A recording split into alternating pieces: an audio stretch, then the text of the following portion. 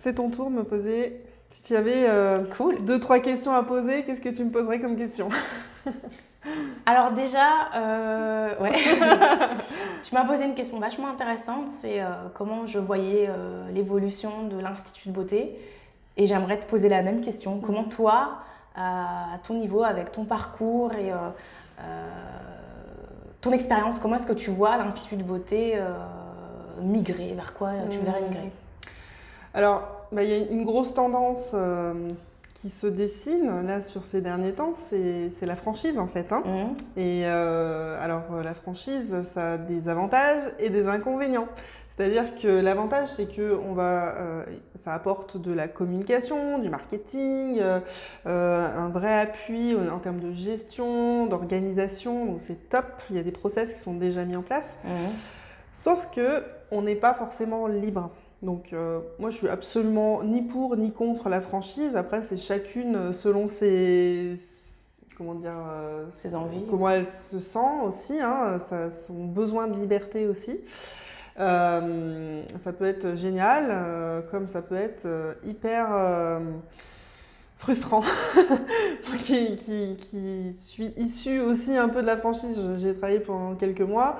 Je peux te garantir que pour quelqu'un de créatif et qui a une forte valeur de liberté, c'est juste pas possible. Voilà.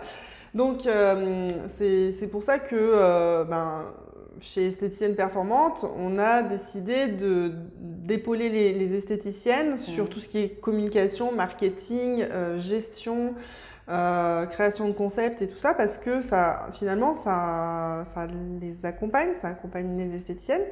Et ça évite de passer par la franchise. C'est-à-dire c'est elles qui créent tout, c'est elles qui vont tout choisir. Et ça permet d'avoir un institut qui est à sa propre image finalement. Et il n'y a que là-dedans qu'on peut vraiment s'épanouir. Voilà.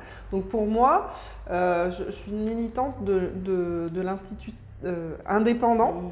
Pas forcément traditionnel, parce que le traditionnel, ça veut tout dire et rien dire en même temps. C'est-à-dire que quand on dit « moi, je fais du traditionnel, je suis un institut cocooning », parce que quasiment 90% des esthéticiennes que j'interroge me disent « j'ai un institut cocooning », si je devais dire un mot sur mon institut, c'est ça.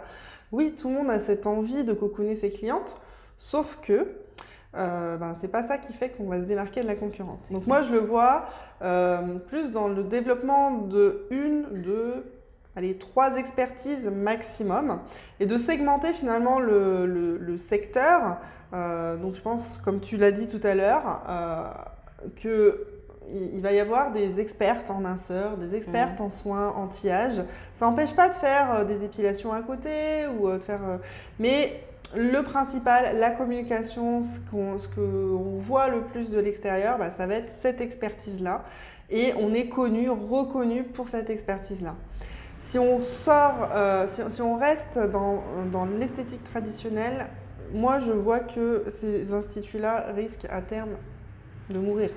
Parce que le message n'est pas clair, tout simplement. Et aujourd'hui, on est dans une société où la communication, le marketing, ça fait tout, sur les réseaux sociaux, sur Internet. Celles qui ne sont pas du tout sur Internet ou les réseaux sociaux, elles vont mourir à un moment donné. Parce que les clients, ils sont où? Ils sont là-dessus. Bien sûr. Donc voilà comment je vois. D'accord. Alors, deuxième question, c'est esthéticienne performante, pourquoi tu as créé ça? Pourquoi j'ai créé ça? Parce qu'en fait, lorsque j'étais commerciale, parce que j'ai été commerciale pendant 9 ans, donc j'ai rencontré des centaines et des centaines d'esthéticiennes. Et donc, à la base, j'étais pas forcément je peux pas dire que j'étais une super vendeuse. Quand je me suis retrouvée au volant de ma voiture, je dis souvent, quand je suis en webconférence, quand je me présente, je me suis dit, mais mince, mais qu'est-ce que je fous là? J'ai jamais eu de formation de commercial, je vais jamais perdurer dans ce métier. Et en fait, ça a duré pendant 9 ans. Pourquoi? Parce que j'étais très à l'écoute de mes clientes et que j'ai une capacité d'analyse aussi, d'observation, un peu comme toi. Et du coup, je passais sur 1 heure de temps. Alors, je ne peux pas le dire à mon patron, hein, mais à mon ancien patron. Mais je passais environ 3/4 d'heure à faire du coaching avec mes clientes, à les écouter, à trouver des solutions avec elles pour vendre tel et tel produit, pour faire une animation, pour mettre en place des opérations commerciales. Donc je passais plus de temps pour faire ça. Puis après, un petit quart d'heure pour présenter les nouveautés et puis vendre mes produits. Et donc, en fait, ce que je préférais dans mon métier, c'était ça. C'était ces 3 quarts d'heure-là. Sinon, je n'aurais pas passé autant de temps. Ouais. Mais le problème, c'est que du coup, bon, après, le côté commercial, tu es tout le temps sur la route et tout. Bon, au bout d'un moment, j'avais envie d'avoir un enfant, d'avoir une vie un peu plus stable, on va dire. Et donc, voilà, j'ai arrêté. Et je me suis dit, mais comment je pourrais mettre toutes ces on va dire, ces compétences que j'ai au service d'esthéticienne. Alors, dans un premier temps, je suis allée travailler pour un groupement d'instituts, donc une marque lyonnaise d'instituts qui a 6 instituts. Et donc là, j'ai travaillé comme animatrice réseau. Donc là, j'ai upgradé en compétences, en termes de marketing, communication aussi, parce que c'était moi qui étais le bras droit du patron à ce moment-là. Donc je faisais tout le plan marketing, les offres commerciales, les discussions et comment dire, les négociations avec les fournisseurs. Et donc voilà, j'ai pris en compétences. Et puis après, bon, j'ai eu ma fille.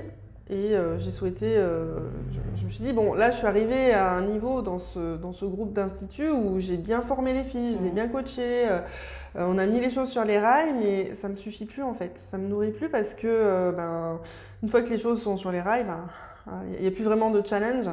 Donc j'avais envie de faire la même chose, mais pour un maximum de personnes. Et c'est là qu'est née l'idée de mettre en place ce concept-là. D'accord. Voilà. Ça a pris quelques années. Super. Ouais. Tu m'as demandé avant, c'est plus personnel du coup, comme j'ai le droit qu'à 3 questions.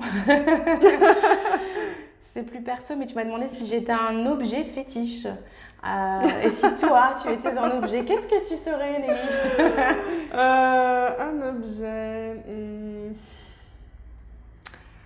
Un objet... Alors moi, je suis très téléphone maintenant. Ouais. Là, je crois que depuis que j'ai créé Esthéticienne Performante, comme c'est très axé sur Internet, les réseaux sociaux, on est tout le temps en communication avec nos clientes, et du coup, mon téléphone, des fois, il fait un petit peu trop partie de ma vie. Ouais, c'est clair. Alors, de temps en temps, on fait une petite détox, mais c'est devenu un objet tellement indispensable, aussi bien pour faire de la vidéo, de la photo. C'est vrai que c'est un formidable outil multimédia avec où j'écoute ma musique, je regarde des vidéos, enfin il y a beaucoup de choses à faire avec. C'est un couteau suisse, comme tu dirais. Voilà, c'est ça, le couteau suisse. En tout cas, je voudrais te féliciter pour ce que vous avez fait. Merci. Parce qu'on vous a confié, on a parlé de vous à l'une ou l'autre de nos partenaires. Qui avait besoin d'un gros coup de boost et qui avait vraiment besoin d'une épaule. Et on voit, nous, aujourd'hui, la belle évolution de ces personnes-là. Alors, c'est toujours, vous tendez la main et elles vous donnent à l'heure. Ça marche aussi en synergie, en duo. Mais félicitations parce que voilà, on a très très bon retour de ces filles-là. Nous, en tant que marque, encore une fois, très humaine, très accessible, on a à cœur, on connaît très bien aussi beaucoup de nos clientes et ça nous fait énormément de plaisir que les filles réussissent. Voilà, oui. Elles réussissent, on réussit. Et puis c'est vrai que je crois que c'est devenu aussi un leitmotiv de parcours qu'on a pu avoir avec certaines personnes de l'équipe, un challenge d'avoir envie que les gens réussissent, quoi, tout simplement. À partir du moment où les esthéticiennes réussissent, les marques réussissent, voilà. et vice-versa, c'est un cercle vertueux qui se met en place. Bravo. Merci. Super.